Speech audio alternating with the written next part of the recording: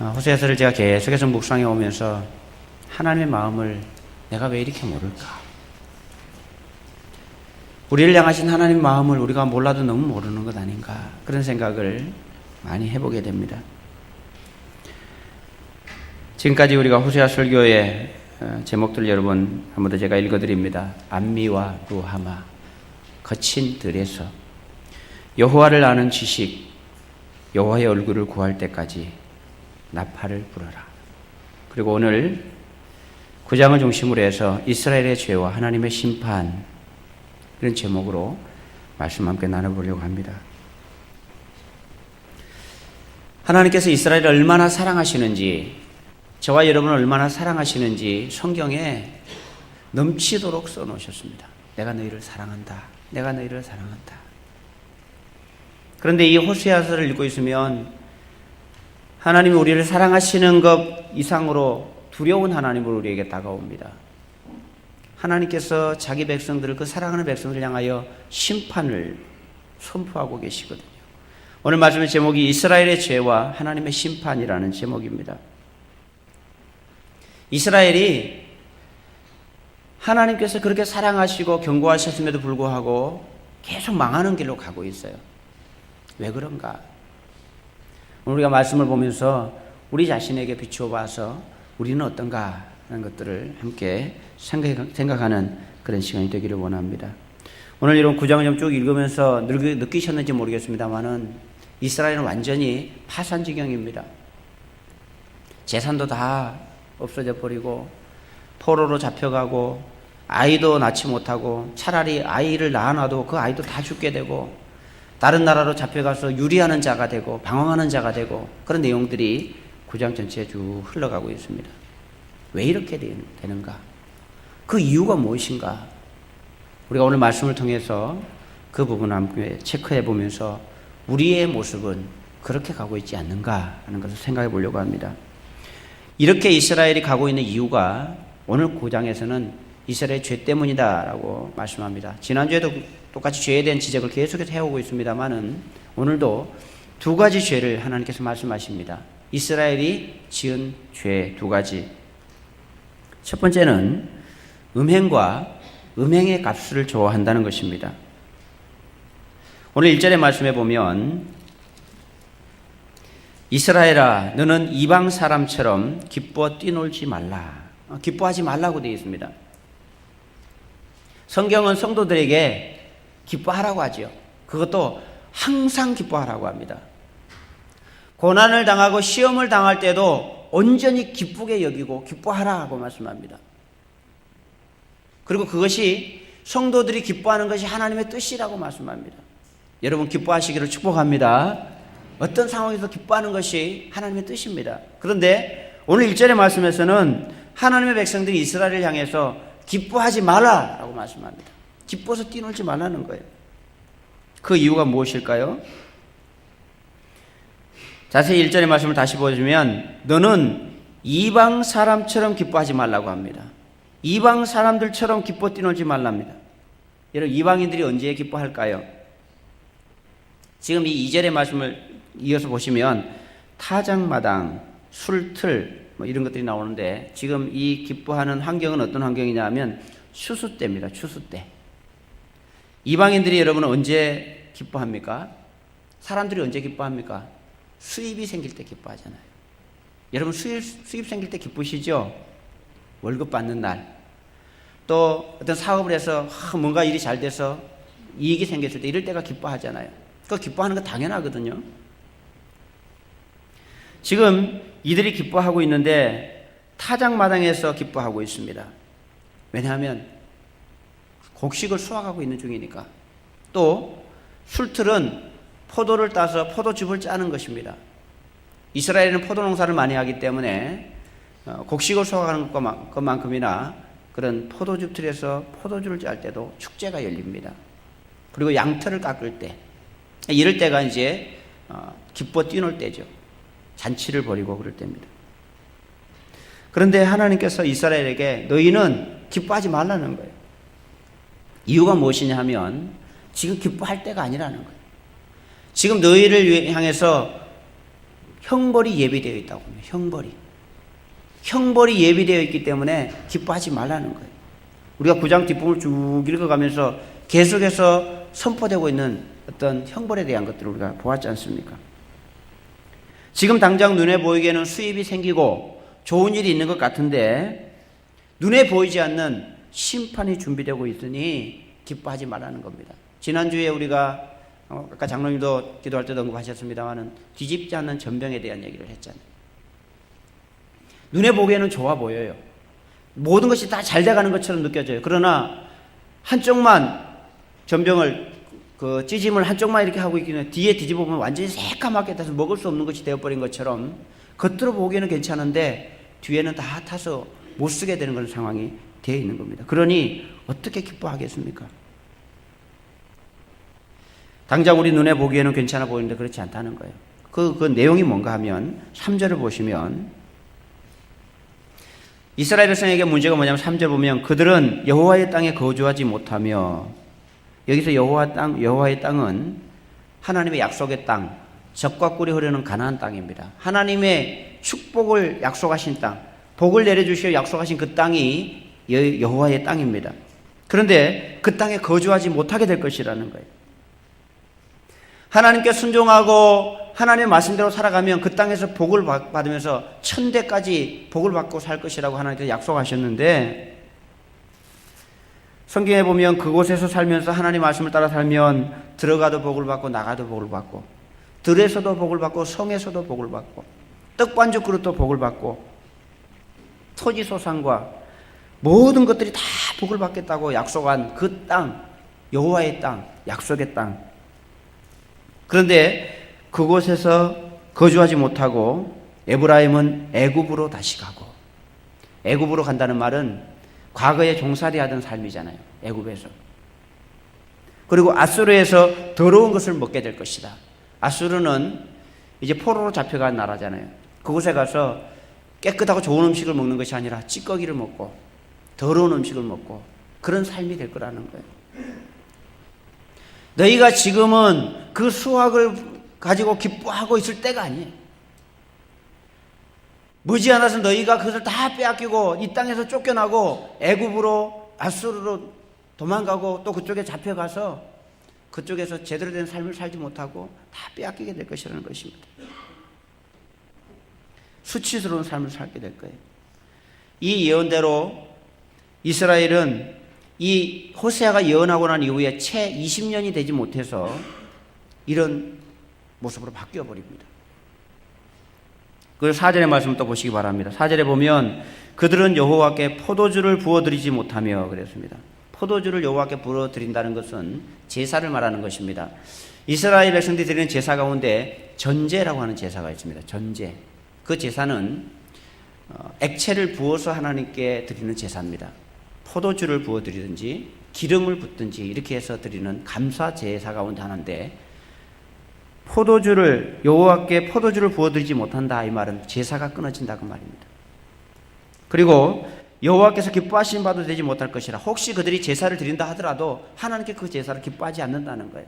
그 예배를 기뻐하지 않으신다는 것입니다. 그리고 4절 중간 그들의 제물은 애곡하는 자의 떡과 같아서, 애곡하는 자의 떡은 초상집의 떡입니다. 초상집. 슬피 우는 초상집의 떡인데 그 떡과 같다는 거예요. 그들이 하나님께 드리려고 하는 그 제물이 초상집의 떡과 같다는 거예요. 그래서 그것을 먹는 자는 더러워지나니 그 떡은 자기의 먹기에만 소용될 뿐이라 여호와의 집에 드릴 것이 아니다. 민수기에 보면 초상집에 있는 음식들은 하나님께 드릴 수 없어요. 그리고 사람도 초상집에 갔다 오면 하나님께 예배를 드릴 수 없습니다.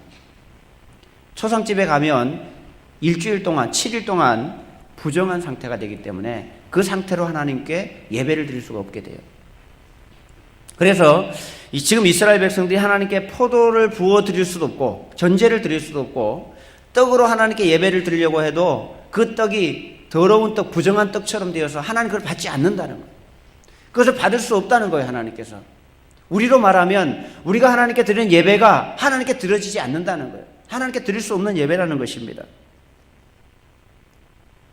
그러니 5절에 보면 그런 예배를 드릴 수 없는 상황이 되니까 어떻게 됩니까? 5절에 보면 너희는 명절날과 여호와의 절기의 날에 무엇을 하겠느냐? 이스라엘 백성들에게 6월절, 7.7절, 초막절 이런 절기가 왔을 때 하나님께 예배를 드려야 되는데 전제도 드릴 수 없고 떡도 드릴 수 없는 상황이 되었다는 거예요. 그러니 하나님께 할 수 있는 것이 뭐겠습니까? 여러분, 하나님께 예배 드릴 수 있는 것이 복인 줄 믿으시기 바랍니다. 여러분, 예배를 드리고 싶어도 드릴 수 없는 상황이 된다는 거예요. 여러분, 오늘날 이 땅에도 하나님께 예배를 드리고 싶어도 예배를 드리지 못하는 사람들이 많습니다. 가까운 북한에만 가도 하나님께 예배 드리고 싶어도 예배 못 드리잖아요. 또 우리 가운데 어떤 분들은요, 몸이 아파서 하나님께 예배 드리지 못하는 분도 있어요. 꼼짝을 할 수 있어야 예배를 드리죠. 여러분, 예배 드릴 수 있다는 사실에 대해서 감사하시기를 축복합니다. 하나님께 예배 드릴 수 있는 게 얼마나 큰 복인지 몰라요. 그런데 하나님께 예배 드릴 수 있음에도 불구하고 그 예배를 소홀하게 여기고 예배를 제대로 드리지 않는 이런 형편들이 되면서 이스라엘 백성들은 드리고 싶어도 드릴 수 없는 형편이 되어버립니다. 그리고 계속해서 이스라엘 백성들의 이런 재앙이 임하고 문제가 생기는 이런 일들이 생겼는데 무엇 때문에 이런 일이 생겼을까요? 그것은 타작마당의 소출이나 또 술틀이 그들을 기르지 못한다. 2절에서 그렇게 말했는데 기르지 못한다는 것은 이 타작마당에서 취한 지금 기뻐 뛰노면서 잔치하면서 수입이 생겼다고 좋아하는 이것이 내 인생을 보장해 주지 못한다는 거예요. 지금 수확을 하고 추수를 하면서 곡간에다가 곡식을 쌓고 포도주 틀에 포도가 가득 넘치고 그것도 보면 내가 배가 부르고 이제 내 인생이 좀 편안할 것 같고 좋을 것 같은데 성경은 그것이 너희를 기르지 못한다. 그것이 너희를 보장해 주지 못할 것이다. 그리고 너희가 하나님께 온전한 예배도 드리지 못할 것이고 또 6절 7절 이렇게 가보면 다른 데로 쫓겨가기도 하고 더러운 음식들을 먹게 되는 그런 형편들이 된다는 그 이유가 이런 무엇입니까? 그 이유가 1절에 나옵니다. 1절 말씀 여러분 다시 한번 읽어보겠습니다. 1절 다 같이 읽겠습니다. 이스라엘아 너는 이방 사람처럼 기뻐 뛰놀지 말라. 내가 음행하여 내 하나님을 떠나고 각 타작마당에서 음행의 값을 좋아하였느니라. 아멘. 그들이 좋아하고 기뻐하는 것이 뭡니까? 음행의 값. 음행의 값을 좋아한다는 거예요. 여러분 음행의 값이 무엇입니까? 음행의 값을 한마디로 말하면 하나님의 방법이 아닌 방법으로 취한 재물들입니다. 하나님이 주신 것이 아닌 다른 방법으로 취한 재물들이 음행의 값입니다. 하나님을 버리고 하나님을 뒤로 하고 하나님이 원하지 않는 방법으로 취한 것들. 여러분 우리도 하나님이 원하시지 않는 하나님을 뒤로 하고 하나님 방법이 아닌 것으로 취한 재물들이 우리도 있을 수 있습니다. 그것은 우리를 기르지 못할 겁니다. 우리를 행복하게 해주지 못합니다. 우리의 인생을 책임져 주지 못한다는 거예요.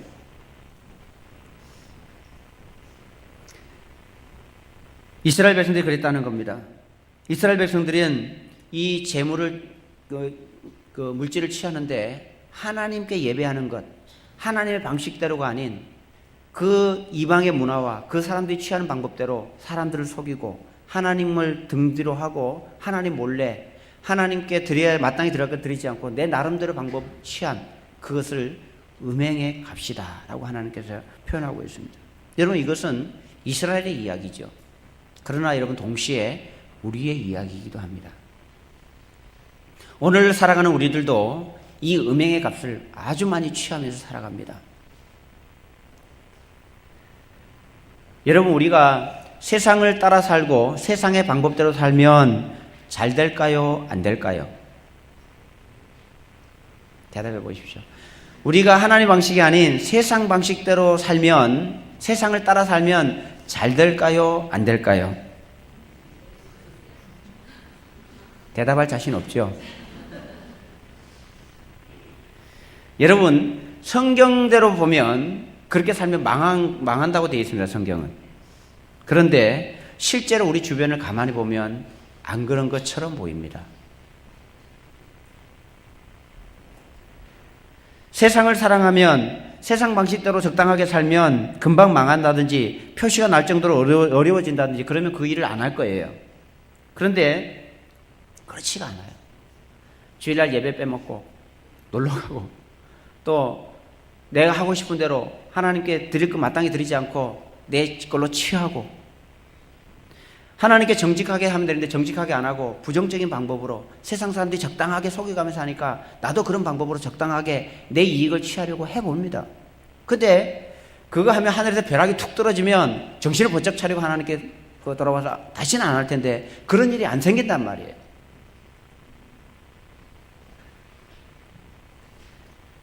주일날 예배 안 드리고 아이들 학원 보냈더니 성적이 더 많이 올라갔어요. 학교도 더 좋은 학교 가고 직장도 더 좋은 직장에 취업합니다. 나도 뭐 주일날 한번 빼먹고 오늘 좀 그렇긴 하지만 이렇게 저렇게 하고 나면 나에게 더 이익이 생기는 것 같기도 하고, 또 하나님 말씀대로 내가 양심상 그리스도인에서 이러면 안 되는 줄 알지만 보는 사람 없고 또 뭐 누구나 다 그렇게 사는 거니까 이 정도쯤이야 하고 했단 말이에요. 그거 괜찮아요. 괜찮다니까요.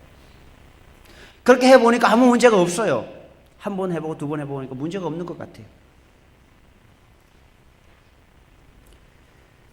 그런데 여러분, 그러니까 우리가 고민되는 거예요.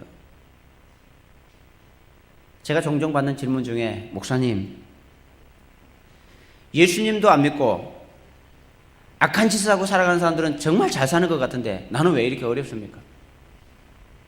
나는 주님 말씀대로 살려고 하고 나는 말씀대로 정직하게 살려고 했었는데 나는 어렵고, 그렇지 않은 사람들은 승승장구하고 잘 사는 이유가 뭡니까? 어떻게 이해를 해야 되냐고 묻는 분들이 계시더라고요. 이 세상의 현상 가운데 그런 일이 많다는 거예요. 쉽게 말하면 음행의 값을 취함에도 불구하고 괜찮은 것처럼 보인단 말입니다. 여러분, 교회에 제대로 신앙생활 하려니까 손해보는 게 많은 것 같지요. 헌금도 한두 가지를 해야지. 11조 헌금 해야지, 감사헌금 해야지, 성경헌금 해야지, 또 무슨 헌금 해야지. 주일날 가서 일하면 2배를 받을 수 있는데 포기해야지. 그러다 보니까 승진할 기회도 없는 것 같죠. 인정받기도 힘들고 적당히 눈 감고 살아가면 생기는 이익도 많은데 정직하게 하려고 하니까 손해보는 것처럼 생각이 듭니다. 그래서 교회 안에도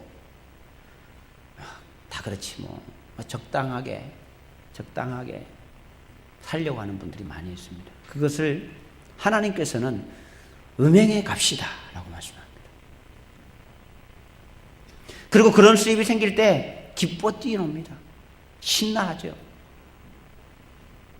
그것이 내 행복을 지켜줄 것 같아요. 내 인생을 책임져 줄 것 같아요. 눈에 보기에는 그렇단 말입니다. 그런데 하나님께서는 오늘 말씀을 통해서 지금 당장 눈에 보기에는 그렇게 보이지만 그 결과가 어떤 결과를 가져올지에 대해서 오늘 이스라엘에게 선언해 주고 있는 겁니다.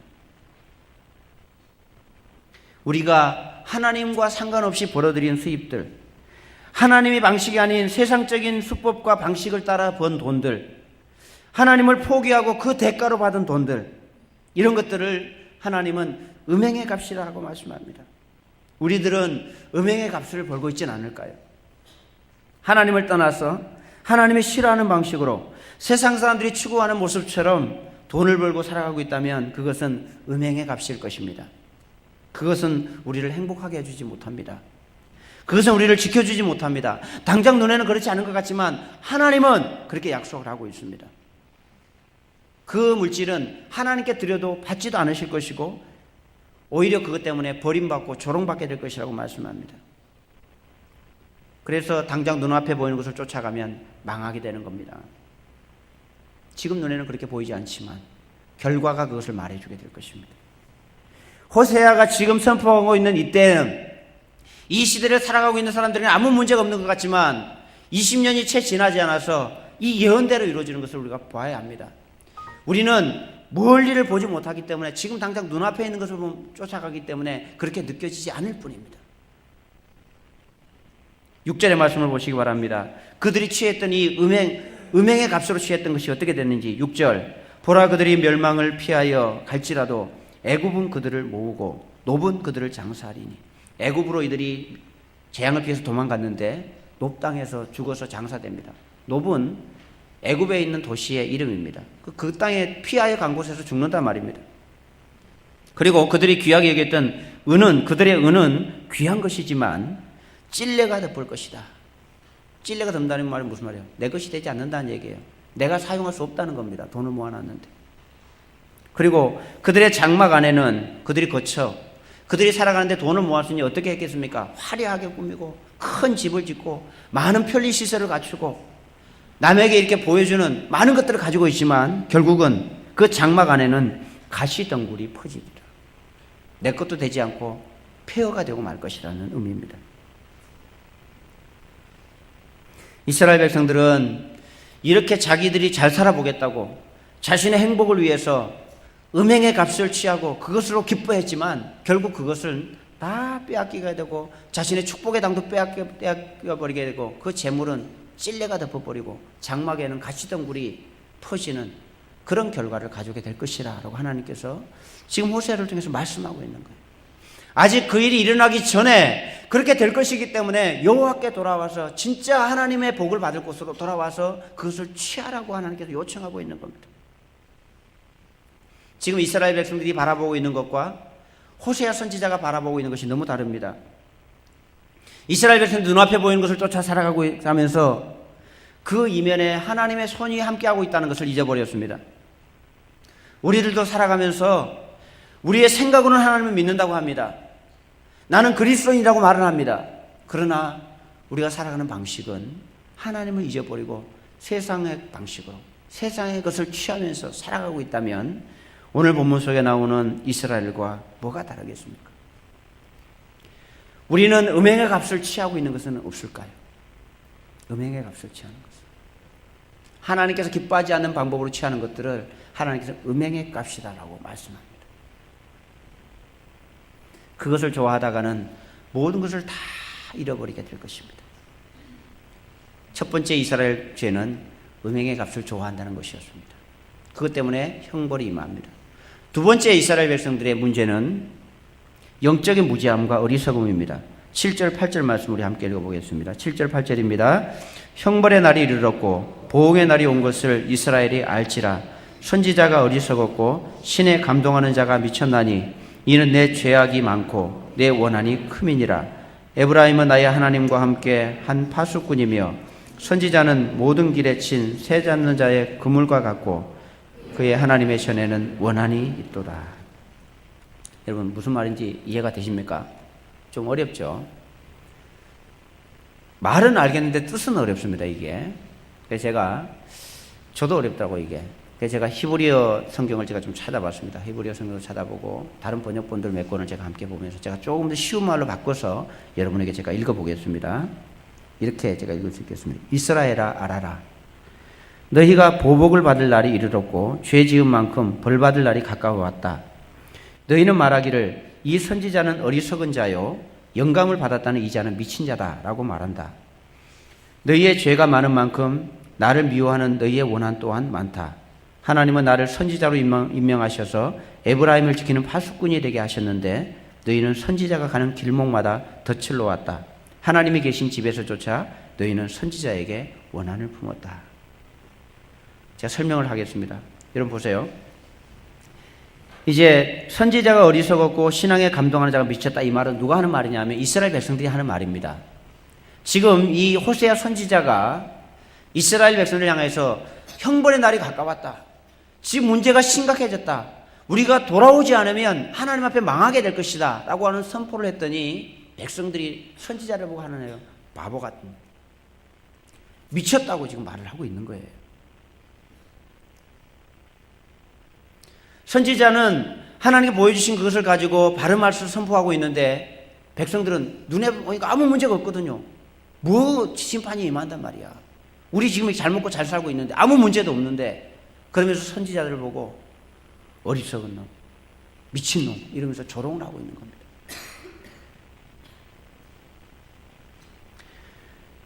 그리고 이 선지자가 팔수꾼이 되어 있는데 그 모든 8절에 선지자는 모든 길에 친 새 잡는다의 그물과 같고 그랬습니다. 이건 양쪽의 의미에서 두 가지로 설명할 수 있는데요. 선지자가 말씀을 선포하는 것이 백성들의 입장에서 덫처럼 느껴져요. 덫처럼. 올무처럼 느껴지는 거예요. 백성들이 하나님 말씀대로 살면 하나님 말씀이 선포되면 그것이 복이 됩니다. 그런데 하나님을 거부하고 하나님 말씀대로 살지 못할 때 하나님 말씀대로 살지 못하기 때문에 벌을 받을 것이라고 선포가 되기 때문에 백성들의 입장에서는 이것이 올무가 돼서 속상하고 안타까운 일이 되는 거예요. 그래서 선지자가 선포하는 말씀마다 자기를 치는 것처럼 느껴지고 자기를 미워하는 것처럼 느껴져서 자기에게 덫이 되는 겁니다. 동시에 그러다 보니까 백성들이 선지자를 향해서 어리석은 사람, 미친 사람 이렇게 하면서 선지자가 가는 길을 막는 거예요. 선지자를 못 살게 굴고 그러다 보니까 어떤 일이 생깁니까? 하나님의 전에는 원한이 있도다. 그래서 하나님의 성전 안에 선지자들과 백성들 사이에 알력이 생기고 서로 이제 적대 관계가 되는 것처럼 원한의 관계가 되는 것처럼 생긴단 말입니다. 교회 안에도 마찬가지고 하나님 말씀대로 살라고 선포하는 것과 그렇게 안 살면서 그것을 거부하는 것과의 세력들이 다툼이 생기기 때문에 원한이 된다는 거예요. 하나님의 전에.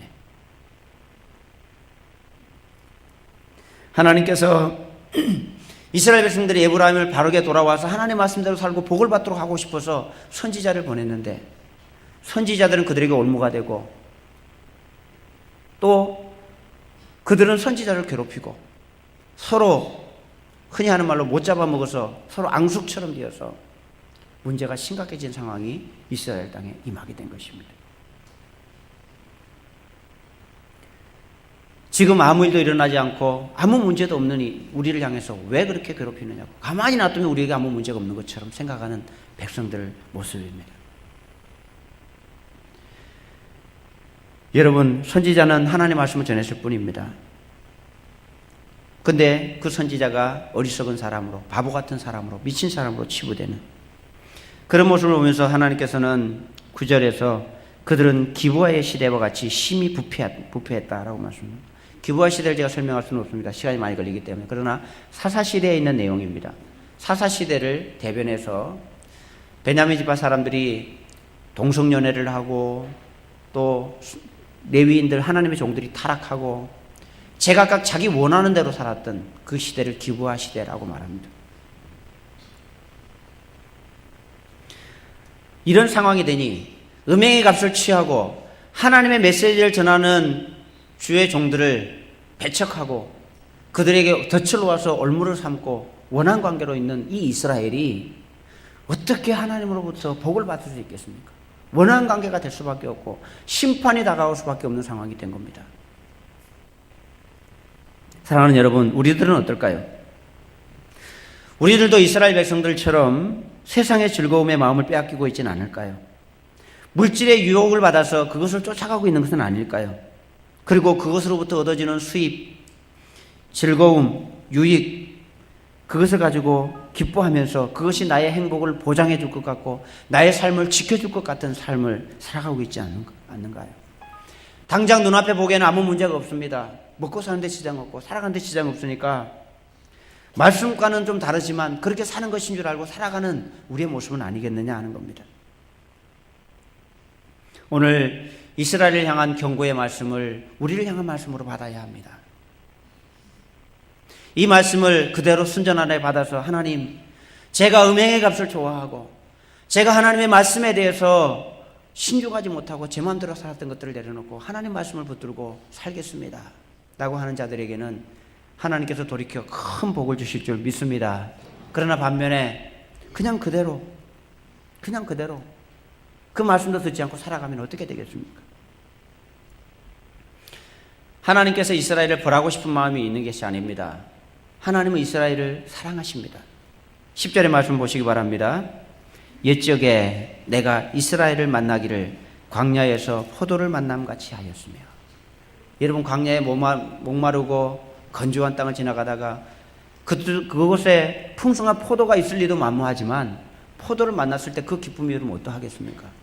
그런데 하나님께서 이스라엘을 광야에서 포도를 만난 것처럼 기뻐했다는 거예요. 그리고 무화과 나무에서 처음 맺힌 열매처럼 열매를 본 것처럼 여러분 안에 과일을 이렇게 나무를 심고 해서 첫 열매가 맺은 거 보면요 얼마나 행복하고 얼마나 기분이 좋은지 몰라요. 저도 어릴 때 저희 집에 배나무를 심었는데 조그마한 배나무씩 이게 자라서 첫 번째 배가 열렸을 때요 그거 보고 얼마나 신기하고 좋았는지 몰라요. 떨어져서 먹지도 못했습니다만 어쨌거나 하나님 보시기에 이스라엘은 그런 존재였어요. 그래서 그들에게 13절에 보면 아름다운 곳에 심긴 두로처럼 가장 좋은 땅, 가장 복을 많이 받을 수 있는 환경과 조건을 하나님께서 주셨단 말입니다. 그런데 여러분 이상하잖아요. 하나님께서 이스라엘을 왜 그리 좋아하셨을까요? 이스라엘이 하나님으로부터 사랑을 받을 만한 그런 특별한 이유가 없어요. 다른 나라들하고 뭐 차별되어서 뭐 얼굴이 잘생겼다든지 말을 잘 듣는다든지 그런 게 없어요. 오히려 말도 안 듣고 문제투성입니다, 이스라엘. 그런데 하나님께서 왜 이스라엘을 좋아하셨을까? 얼마나 좋아하셨는지 스바냐 3장에서는 이렇게 말씀하잖아요. 내가 그들을 좋아하는데 그들로 말미암아 내가 기뻐서 어쩔 줄은 모르겠다. 기뻐서 내가 어쩔 줄은 모른다. 그리고 잠잠히 사랑하시며 즐거이 부르며 기뻐한다. 이스라엘을 볼 때마다 그렇다는 거예요. 이해하기 힘든 말입니다. 왜 하나님이 이스라엘을 그렇게 좋아하셨는지, 버려진 존재처럼 사생아처럼 아무런 쓸모도 없는 이스라엘을 왜 그렇게 사랑하셨는지, 시마다 때마다 반역하고 도망가고 불순종하고 하는 이스라엘을, 그런 이스라엘 보면서 여러분 어떤 생각이 드세요? 이스라엘은 벌 받아도 싸, 벌 받아도 싸. 이렇게 말도 안 듣고 하나님께서 그렇게 말씀하신데도 불구하고 이런 모양으로 살아가고 있는 걸 보면 벌 받아도 싸다 그런 생각이 들지 않습니까? 근데 사실은요, 이 말씀은 우리들의 이야기입니다. 우리들을 향한 하나님의 말씀입니다. 하나님께서 여러분 우리를 사랑하십니다. 믿으십니까? 얼마나 사랑하시냐입니까? 이스라엘보다 조금 덜 사랑하실까요? 하나님께서 이스라엘을 사랑하는 것과 비교해서 우리를 사랑하는 것은요, 이스라엘은 저리 가랍니다. 광야에서 포도를 만나고 무화과 나무의 첫 열매를 보는 것과는 비교가 안 돼요. 우리를 사랑하시는 사랑은. 우리를 얼마나 사랑하셨는지 우리를 위해서 자신을 주셨어요. 그냥 자신의 목숨을 들여서 우리를 사랑하셨다고요. 우리가 그럴 가치가 있는 존재들입니까? 우리가 무슨 가치가 있어서 나를 위해서 예수님 목숨을 드려야 될 만큼 내가 그 정도 가치가 있는 사람이에요? 저를 아무리 생각해봐도 그런 가치가 없어요. 저는 뭐 누가 버려도 아무런 누군가도 염려할 만한 존재도 아니에요. 저는 우리도 다 마찬가지예요. 이스라엘 사랑과 비교가 되지 않을 만큼 우리를 사랑하십니다.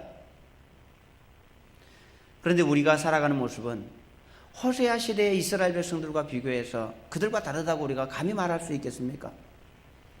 오늘날 이 시대를 살아가고 있는 그리스도인 저와 여러분이 정말로 하나님을 제대로 섬기면서 하나님 말씀대로 살아가고 있는가 하는 거예요. 음행의 값을 좋아하고 하나님의 말씀은 뒷전으로 하고 다른 것에만 쫓아 살아가는 그런 모습이 우리의 모습이 아닌가 하는 말입니다. 타작마당에서 기뻐하고 뛰놀고 그 모습이 우리의 모습인데, 그렇다면 이스라엘을 향해서 선포하고 계신 하나님의 이 메시지는 우리를 향해서는 어떻게 선포가 될 것 같습니까? 결국 이 이스라엘 이름은 어떻게 됩니까? 11절에 보면 에브라임의 영광이 새같이 날아가 버렸다고 합니다. 순식간에 그들이 취했던 모든 영광은 한순간에 날아가 버리는 거죠. 그리고 그 자녀들이 문제가 생깁니다. 자녀들이 태어나지도 않고요, 태어나면 자녀들이 다 죽어요. 전쟁이 일어나서 죽고 기근이 일어나서 죽고 다 죽습니다. 그래서 여러분 호세아 선지자가 하나님께 기도를 하는데 뭐라고 기도하는지 아십니까? 14절을 보시기 바랍니다. 14절에 호세아 선지자가 자기 나라 백성들을 위해서 이렇게 기도합니다. 여호와여 그들에게 주소서 무엇을 주려 하시나이까? 아이 배지 못하는 태와 젖없는 유방을 주시옵소서. 이 무슨 기도입니까? 선지자가 자기 백성들을 위해서 기도하는데 하나님 이 백성들에게 자녀를 주지 마십시오. 자녀가 태어나지 않게. 이것은요, 저주의 기도입니다. 저주의 기도. 이 선지자가 화가 나서 저주의 기도를 하는 것이 아니에요. 어차피 태어나서 죽을 것 같으면 하나님 차라리 태어나지 않게 해달라고. 태어나서 죽으면 그 아픔들을 어떻게 견디라고. 차라리 하나님, 이 백성들이 벌을 받을 것 같으면 차라리 아이와 배지 못하는 태와 젖없는 유방을 달라고 기도하고 있는 거예요.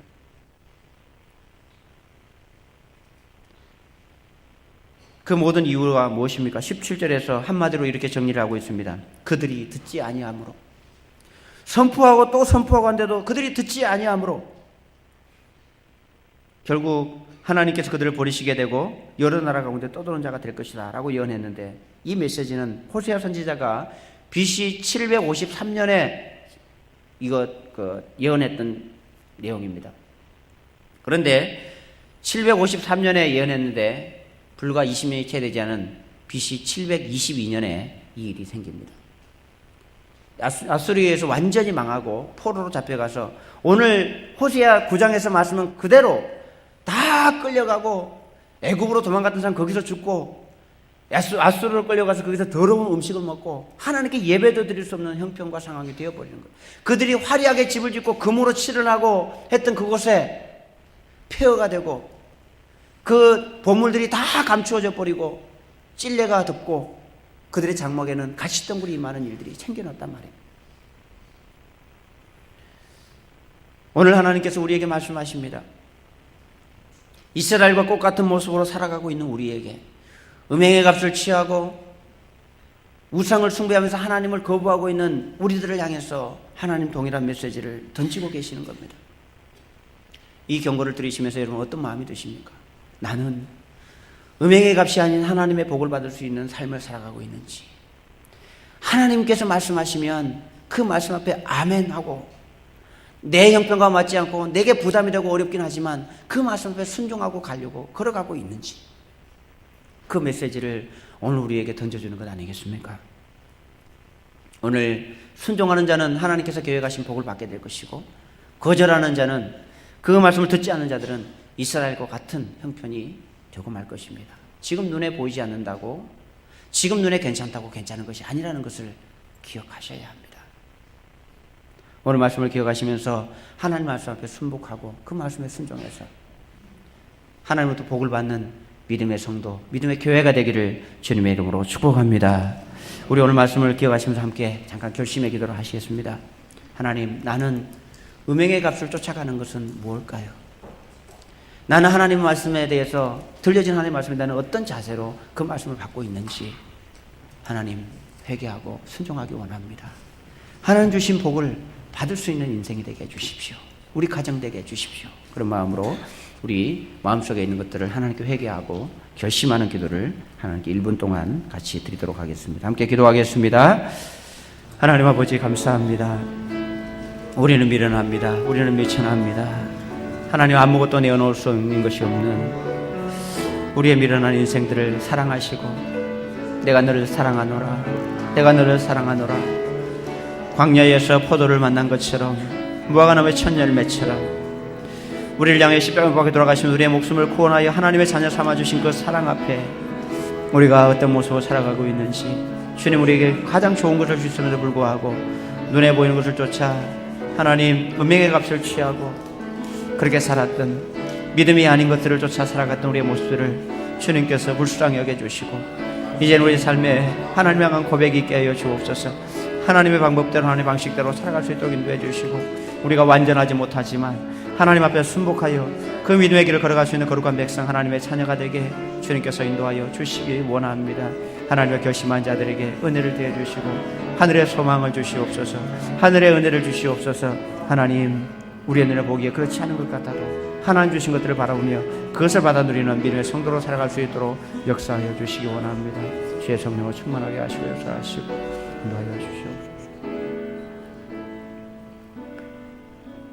하나님 아버지, 이 땅은 거짓과 속임수와 알력과 포악으로 이 세상을 사람들이 살아가고 있습니다. 그것이 자신의 인생에 행복을 줄 것 같고 그렇게 취한 재물이 자신의 모든 것이 될 것 같지만, 하나님 오늘 선언하십니다. 이스라엘 백성들에게 하나님의 방식대로 살라고 요청하십니다. 오늘 우리에게 말씀하시는 주의 말씀을 듣고 결심한 자들에게 은혜를 더하여 주옵소서. 지금이라도 기회가 될 때에 돌이켜 하나님의 말씀 앞에 서는 자들에게 은혜를 주실 줄 믿습니다. 은혜를 주시기 위해서 선포하게 하신 줄 믿사오니 하나님 우리 마음속에 겸손한 마음으로 이 말씀을 받고 걸어갈 수 있도록 인도하여 주옵소서. 예수님의 이름으로 기도드립니다. 아멘.